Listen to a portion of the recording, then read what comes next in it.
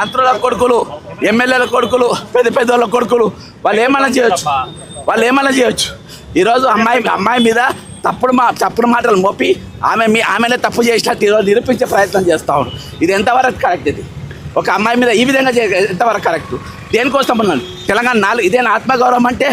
భారత్ మాతాకి జై అంటారు కదా, భారత్ మాతాకి జై అన్న ఆ దొంగ నా కొడుకులు ఈరోజు ఎక్కడికి పోయినరు? ఎందుకు కనబడతలేరు వాడు? ఈరోజు అక్కడ ఒక జర్నలిస్ట్ ఉంటాడు, వాడేవాడు V6లో పనిచేసిన వాళ్ళందరినీ మేనేజ్ చేస్తాడు. వాడు బీజేపీలోనే ఉంటాడు. ఈరోజు రామచంద్రరావుకి అర్థం కావాలి, ఆయన బీజేపీ అది కుటుంబ సమస్య అంట. అరే అవులే, రామచంద్రరావు బీజేపీ రాష్ట్ర అధ్యక్షుడా, ఈరోజు రేప్ చేసింది, ఈరోజు అమ్మాయి మీద అగాత్యం చేసింది నీ కేంద్ర మంత్రి వాళ్ళ కొడుకు రావులే.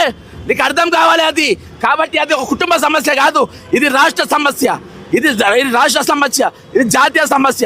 ఈరోజు జాతీయ స్థాయిలో పోయింది. ఈరోజు కాంగ్రెస్ పార్టీ వాళ్ళు ఎందుకు మూసుకున్నారు? అన్ని దేనికోసం మూసుకున్నారు? ఎందుకు మాట్లాడతలేరు? పొన్నం ప్రభాకర్ అంటాడు, ఇక మనం కూర్చొని కొడుకుని తీసుకొచ్చి తప్పు ఒప్పుకో అంటే ఇదేమన్నా ఏమి పేలాడాట ఆడుతుందా? ఒక నేరస్తుని ఎట్లా మాట్లాడతారు? ఒక దిశను అత్యాచారం చేసిన వాళ్ళ గల్లాలు పట్టుకొని తీసుకుపోయి మీరు తుపాకులతో కాల్చి మరీ చంపిండ్రు. అప్పటికి అది ఎంక్వైరీ కాలేదు, కరెక్టే రాంగ్ అని తెలియలే.